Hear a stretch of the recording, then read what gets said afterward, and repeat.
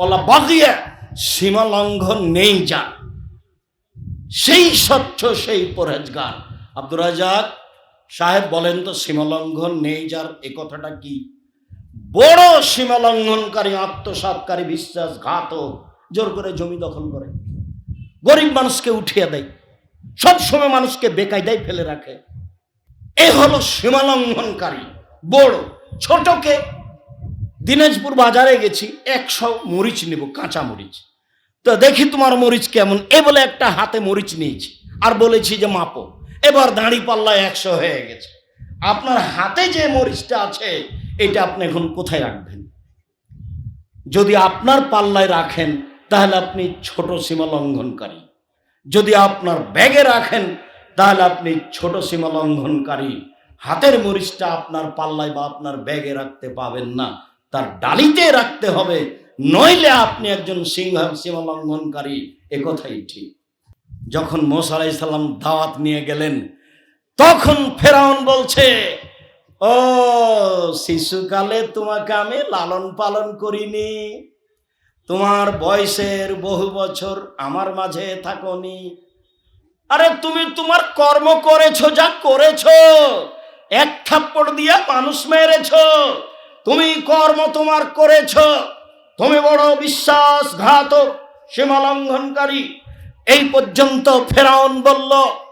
মুসা আলাইহিস সালাম বললেন, আমি যা করেছি তা করেছি, আমি তখন ভুল পথে ছিলাম, 1 থাপ্পড় দিয়ে 1 মানুষকে মেরেছি, এ কথাই ঠিক। আমি তোমার ভয়ে তোমার এলাকা থেকে পালিয়ে গেছি। আল্লাহ আমাকে নবী করেছেন, আল্লাহ আমার উপরে দয়া করেছেন, আল্লাহ আমাকে জ্ঞানে গুণে পূর্ণ করেছেন। তুমি আমার উপরে অনুগ্রহ করেছো, অনুগ্রহ করে তুমি খোটা দিয়েছো, তুমি আমার উপরে অনুগ্রহ করেছো। ফেরাউন, অনুগ্রহে তুমি করে আমাকে খোটা দিয়েছো, খোটা দিয়ে তুমি বানি ইসরাইলকে দাস দাসীতে পূর্ণ করেছো, সব পুরুষকে হত্যা করেছ, নারীদেরকে দাসী করেছ, তুমি সীমা লঙ্ঘনকারী, তুমি অধ্যত স্বৈরাচার, তুমি সীমা লঙ্ঘন করেছ। মুসা আলাইহিস সালাম বলছেন, তুমি অধ্যত অহংকারী, তুমি স্বৈরাচার, তুমি স্বৈরাচারী করেছ, তুমি সীমা লঙ্ঘন করেছ। আল্লাহ আমাকে জ্ঞানে গুণে পূর্ণ করেছেন, আল্লাহ আমাকে নবী করেছেন, আল্লাহ আমার প্রতি দয়া করেছেন। ফেরাউন যখন বলল হবে, তখন মুসা আলাইহিস সালাম এভাবে বললেন, সীমা লঙ্ঘন তুমি করেছ। তিনি বলেন, লাউল ফিয়ান্না আহাদাকুম ইয়াতি ইয়াউমাল কিয়ামা আলা রাকাবাতিহি নাফসুন লাহা সিয়াহুন। কতগুলি লোক আসবে, তাদের কাঁধে থাকবে মানুষ। যত মানুষকে অন্যায়ভাবে হত্যা করা হয়েছে সব মানুষ কাঁধে থাকবে, মানুষ চিৎকার করতে থাকবে, যতদূর জোরে চিৎকার করা সম্ভব, লোকগুলি সব তার কাঁধের উপরে থাকবে আর ওরা চিৎকার করতে থাকবে। লোকটি বলবে, আগেসনি ইয়া রাসূলুল্লাহ, হে আল্লাহর রাসূল আমাকে উদ্ধার করেন, বাঁচান, আমি বিপদে। তখন আল্লাহ রাসূল বলবেন, আল ইয়াউমা লা আমলিকু শাইআন কাদ আবলাগতুকা, আমি কোনো উপকার করতে পারবো না, এই কথা বলেছি, আমি কিছুই করতে পারবো না।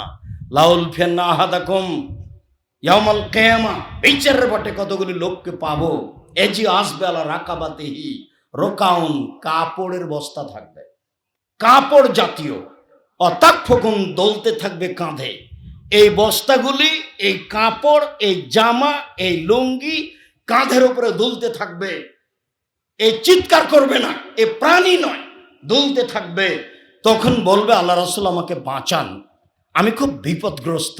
আল্লাহ রাসূল বলবেন, বিচারের মাঠে বিন্দুমাত্র উপকার করতে পারবো না, এ কথা পূর্বেই বলেছি। এরপরে কতগুলো লোক পাবো, বিচারের মাঠে আসবে, ওয়ালা রাকাবাতিহি সমাজ, জড় বস্তু থাকবে, গম, টিন, টাকা পয়সা। কন্ট্রাক্টর কয় টাকা আত্মসাৎ করেছে, দেশের উন্নয়নের নামে কোটি কোটি টাকা, কত বিলিয়ন বিলিয়ন ডলার নিয়ে এসে মানুষ আত্মসাৎ করেছে, বুঝতে পারে না বিচারের মাঠ কত কঠিন। চেয়ারম্যান, মেম্বার, এমপি, মন্ত্রী বুঝতে পারে না। যদি সত্য সত্যই বুঝতো যে এত কিছু কাঁধে নিয়ে যদি একদিন ঘুরতে বলা হয় তাহলে সময় হলো 50 বছর, যদি 3 দিন ঘুরতে বলা হয় তাহলে সময় হলো 1.5 লক্ষ বছর। জনগণ, আমি মন্ত্রীর দায়িত্ব পালন করব না, চলে এলাম। আমার বাড়ি দিনাজপুর গ্রাম অঞ্চলে, জমি ভাগ পেয়েছি 10 শতক বাবের, ওখানে বেগুন চাষ করে খাবো, আমি দায়িত্ব পালন করব না। আবু জার গেফারি এসে বলছেন, আমাকে এলাকার নেতা করে দেন না। তখন আল্লাহ রাসূল বলছেন, তুমি বলেছো কি? আরে দায়িত্ব তো নেতৃত্ব, দায়িত্ব তো আমানত, তুমি এ কথা বলো কি করে? দায়িত্ব তো চালাবে উমার, যার কাছে 19 15 20 হয় না, যার কাছে 15 20 হয় না, তার নাম উমার। এরপরে উমর বলছেন যে আমি আগে যা নেকি করেছিলাম, যখন আমি নেতৃত্ব শুরু করেছি তখন থেকে মরা পর্যন্ত যা করেছি সমান সমান হলে আলহামদুলিল্লাহ। খালি যদি বাঁচি, কোটটা যদি পার হয়ে যেতে পারি তাহলে আলহামদুলিল্লাহ। মানে দায়িত্ব পালন করতে গিয়ে যা করেছি, এতে যদি খালি বিচারের মাঠে সমান সমান বেঁচে যাই তাহলে আলহামদুলিল্লাহ। এই কথা উমর বলছে। অথচ আল্লাহ রাসূল বলছেন, উমর তুমি যে রাস্তা দিয়ে হাঁটো সে রাস্তা দিয়ে শয়তান হাঁটে না, ওই রাস্তা শয়তান ছেড়ে দেয়। তার ইমানের ক্ষমতা কত বেশি! 20 15 হয় না, কোনোদিন হয়নি। জঙ্গলে বাঘ ছাগলকে ধরে খেত না, এই কথা ঐতিহাসিক বলেন। ঐতিহাসিকরা এই কথাই বলে, জঙ্গলে বাঘ ছাগলকে ধরে খেত না। কেন? নেতৃত্ব কার? উমরের। এর নাম দায়িত্ব। সম্মানিত অত্র বৈঠকের দিনী মুসলিম ভাই ও বোন, অনলাইনে যারা পৃথিবীর যে কোনো স্থান থেকে অবগত হচ্ছি, সকলকে আমি রাসূল সাল্লাল্লাহু আলাইহি সাল্লামের হাদিসটি বাস্তব অবগত হওয়ার জন্য অনুরোধ জানাচ্ছি। এটা একবারে নগদ সামনাসামনি। আদি ইবনে উমাইর রাদিয়াল্লাহু তাআলা আনহু বলেন, আল্লাহর নবী বলেছেন, মানিস্তা মালনাহু মিনকুম আলা আমালি, পৃথিবীর মানুষ শোনো, আমি তোমাদের যাকে দায়িত্ব দিয়েছি, চাকরি দিয়েছি, তুমি চট্টগ্রাম বিমানবন্দরে আছো, তুমি চট্টগ্রাম পোর্টে আছো, তোমার সিগনেচারে জিনিস নামে, তুমি বলছো 20,000 টাকা আমাকে দিতে হবে, তাহলে আমি সিগনেচার করব। যারা যেখানে আছে, আল্লাহ রাসূল বলছেন, আমি যাকে দায়িত্ব দিয়েছি আলা আমালিন, যে কোনো কাজে, ফাক্কাতামা মিখিয়াতান, একটা সূচ আত্মসাৎ করেছে। আল্লাহ রাসূলের মুখের ভাষা। মিখিয়াতান একটা সূচ, সুই, সুই বুঝি না আমরা? সূচে যে মহিলারা যা কাজ করে, একটা সুই, সূচ কেউ যদি আত্মসাৎ করে, কানা গললান, এটাই হলো আত্মসাৎ। ইয়াতি বিহি ইয়াউমাল কিয়ামা, এই সূচ কাঁধে করে নিয়ে সে বিচারের মাঠে আসবে। হাদিস তো বুখারী মুসলিম। আমার আর আপনার বিচার কি, বিবেচনা কি, কি ভাবতে পারি? এ কথা মুহাম্মদ সাল্লাল্লাহু আলাইহি সাল্লাম বলছেন। এদেশে ঘুষ না হলে কাজ হয় না। তাদেরকে বলবে কে? যারা বলবে তাদের ভয় দুইটা: এক, মুখস্থ নয়, হাদিস জানে না; দুই, শক্ত বললে খেয়ে দিয়ে বাড়ি চলে যেতে হবে, থাকা হবে না। বলবে তোমার হয়েছে, যা বলেছে অনেক বলেছে, আজ থেকে তুমি যাও। আলহামদুলিল্লাহ, যার জন্য আমি মাঝে মধ্যে সিজদা করে শুকরিয়া আদায় করি। আমি যেখানে যে মসজিদে খুতবা দিয়েছি, আমি যদি সভাপতি সেক্রেটারিকে উঠাতে বসাতে না পারি, আমি খুতবাই দেব। তার মুখ দেখে খুতবা দিতে হবে এরকম জীবনে আমার একদিন 1 ঘন্টা ঘটেনি। আমি 90 সাল থেকে মাঠে আছি। আত্মসাৎ একটি গুরুত্বপূর্ণ বিষয়। প্রত্যেকটা হাদিস কোরআনে আছে। যারাই চেয়ারম্যান, মেম্বার, এমপি, মন্ত্রী, যারাই কন্ট্রাক্টর, যারাই বড় ব্যবসায়ীর অধীনে চাকরি করে, যারা হেড মাওলানা, হেডমাস্টার, যারা সভাপতি, সেক্রেটারি, ক্যাশিয়ার, তাদের জীবনে 1 টাকা আত্মসাৎ হয়ে থাকলে টাকা ফেরত দিতে হবে, অন্যথায় তা বিচারের মাঠে কাঁধে করে নিয়ে আসতে হবে।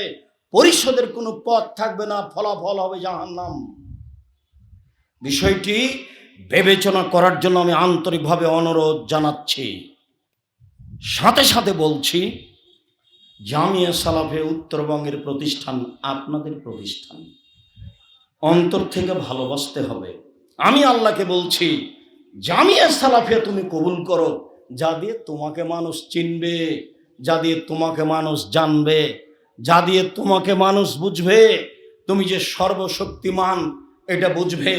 এদেশের শিরক মুক্ত প্রতিষ্ঠান জামিয়া সালাফিয়া, বিদআত মুক্ত প্রতিষ্ঠান জামিয়া সালাফিয়া, হিংসা মুক্ত প্রতিষ্ঠান জামিয়া সালাফিয়া, দল মুক্ত প্রতিষ্ঠান জামিয়া সালাফিয়া।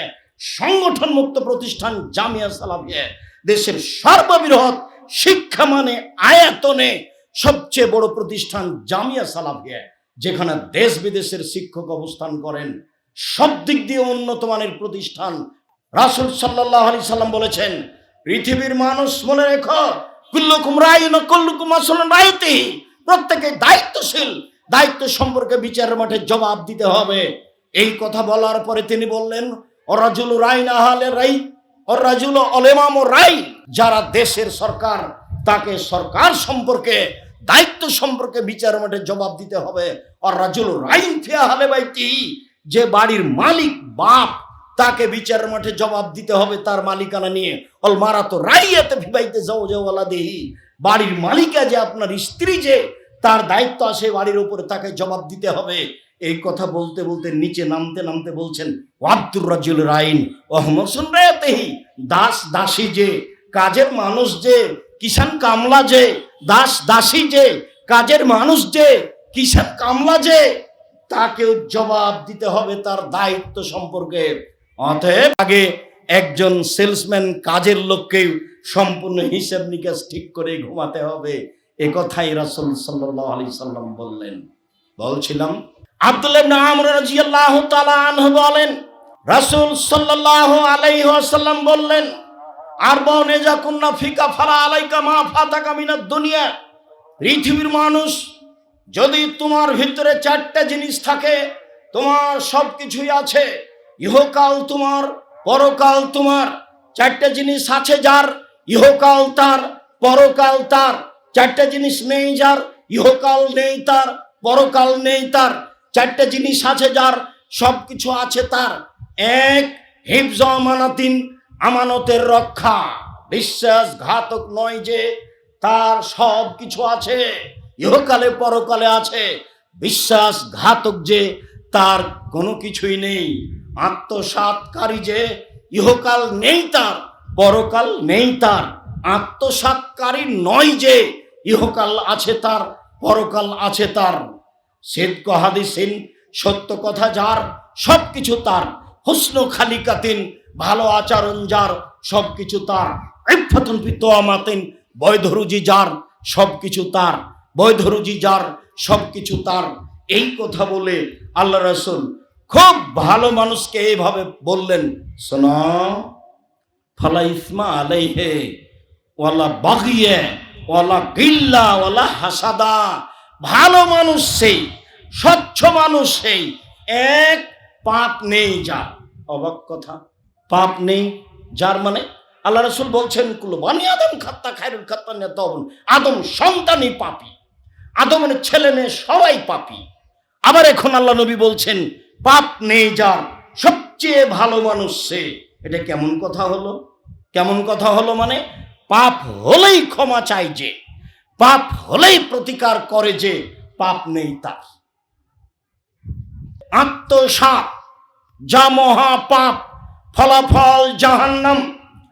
আব্দুল্লাহ ইবনে আমর রাদিয়াল্লাহু তাআলা আনহু বলেন, কানান নবী সাল্লাল্লাহু আলাইহি সাল্লাম ইযা আসাবাহু গনিমা, আল্লাহর নবীর নীতি ছিল, আল্লাহর নবী মুহাম্মদ সাল্লাল্লাহু আলাইহি সাল্লামের স্বভাব, বৈশিষ্ট্য, আচরণ ছিল, যখনই 10-এর পয়সা হাতে আসতো, সামাজিক কোনো পয়সা হাতে আসতো, ফামারা বেলালান ফানাদা ফিন্নাসে, বেলালকে বলতেন, বেলাল জনগণকে ঘোষণা দাও, সবার কাছে 10-এর পয়সা যার যা কাছে আছে নিয়ে আসো। ফায়াজিউনা বেগানায়নি, তারা যার কাছে যেটুকু থাকতো নিয়ে উপস্থিত হতো। ফায়ুখাম্মেসু হায়ুকাসসিমু, তিনি 5ম ভাগের 1 ভাগ নিতেন, বাকি সবার মাঝে বন্টন করে দিতেন। ফাজ্জা রাজুলুন ইয়াওমান বাদা দালিক, এইটা করার পরে, 10-এর সম্পদ বন্টন করার পরে একটা লোক রাসূলের কাছে আসলো। এসেছে বেযিমামিন মিন শারিন, পশমের একটা লাগাম নিয়ে, ঘোড়ার লাগাম নিয়ে।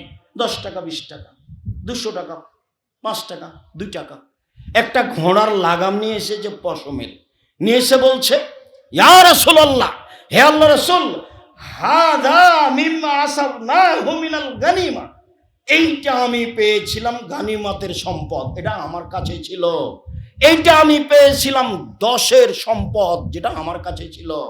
তখন আল্লাহ রাসূল বলছেন, আসামিতা বেলালান নাদা ফিন্নাসে সালাসান, বেলাল যে বলেছিল যার কাছে 10-এর সম্পদ আছে সবাই নিয়ে আসো, রাসূলের কাছে নিয়ে আসো, এই কথা কি তুমি শুনেছিলে? বেলাল 3বার বলেছিল, না জি হ্যাঁ আমি শুনেছি। তখন আল্লাহ রাসূল বলছেন, মা মানা কান তাজিয়া বেহি, কে তোমাকে বাধা দিল এটা আনলে না কেন সে সময়? কে তোমাকে বাধা দিল এটা আনলে না কেন সে সময়? ফাতা যারা, লোকটি আপত্তি পেশ করলো, আমি ছিলাম না, আমি বিপদে ছিলাম, আমার ছেলে মেয়ে অসুস্থ, আমার স্ত্রী অসুস্থ, আমি মেডিকেলে ছিলাম, যে কোনো একটা আপত্তি পেশ করলো রাসূলের সামনে। তখন আল্লাহ রাসূল বলছেন, কুনতামটা জিতা বিহি ইয়াউমাল কিয়ামা ফালাম, ঠিক আছে এই সম্পদ তুমি নিয়ে যাও, এটা বিচারের মাঠে কাঁধে করে নিয়ে আসিও, আমি নিলাম না। মুহাম্মদ সাল্লাল্লাহু আলাইহি সাল্লাম একটা মানুষকে এভাবে বলছেন, নির্ধারিত সময়ে কাজ করেনি, সেই জন্য লোকটা তো নিয়ে এসেছে, কিন্তু নির্ধারিত সময়ে করেনি। দেখেছেন ধর্ম নীতি কত শক্ত, নিয়ে এসেছে তো, এবং বলেছে আমার ভুল হয়েছে, বলেছে আমার স্ত্রী অসুস্থ, বলেছে আমার কোনো বিপদ ছিল, একটা আপত্তি পেশ করেছে, কোনো প্রকার আপত্তি গ্রহণ করলেন না, বললেন যে তুমি বিচার মাঠে উপস্থিত হয়ে এটা নিয়ে, আমি এটা গ্রহণ করলাম না। আব্দুল্লাহ ইবনে আমর রাদিয়াল্লাহু তাআলা আনহু বলেন, কানা রাজুলুন আলা সাকালিন নবী সাল্লাল্লাহু আলাইহি ওয়াসাল্লাম ইউকাল লাহু কারকারা ফামাতা, আল্লাহ রাসূলের 10-এর সম্পদের একজন মালিক করেছিলেন, যার নাম আরবি ভাষায় কারকারা। কারকারা একজন সাহাবী, তাকে বলেছেন যে এই 10-এর সম্পদ তোমার কাছে থাকলো, যেমন ভাবে কন্ট্রাক্টরের কাছে থাকে, যেমন ভাবে চেয়ারম্যান মেম্বারের কাছে থাকে, যেমন ভাবে মালিকের সম্পদ অধীনস্থ কর্মচারীর কাছে থাকে, এরকম একটা দায়িত্ব এক লোককে দিলেন। ফামাতা, দায়িত্ব দিতে 2-1 দিনের মধ্যে লোকটা মারা গেল। তখন আল্লাহ রাসূল বলছেন, ইন্নাহু ফিন্নার, ইন্না রাহতু ফিন্নারে, আমি তাকে জাহান্নামে দেখছি, আমি তাকে জাহান্নামে দেখছি। এই কথা বলতেই সাহাবীগণ অবাক হয়ে গেলেন। ফাদাহাবু এনজুরু, সবাই গেল দেখি তো তার ঘটনা কি। তারা ব্যাগ বকচা তলিয়ে দেখলো, ওয়াজাদু আবান কাদগাল্লাহা, দেখলো যে একটা চাদর আত্মসাৎ করে রেখেছে 10-এর সম্পদের। আল্লাহ রাসূল ঘোষণা দিলেন ও জাহান্নামী, আল্লাহ রাসূল ঘোষণা দিলেন ও জাহান্নামী, একবারে হাতে নাতে সামনাসামনি, লাশ ওপরেই আছে। রাসূল তার কোনো সহযোগিতা করলেন না, বললেন না যে ঠিক আছে আমি তার জন্য ক্ষমা চাইব, অথচ সাথে ছিলেন, কাজে ছিলেন। কি দিয়ে বুঝায় আপনাকে আত্মসাৎ কি জিনিস?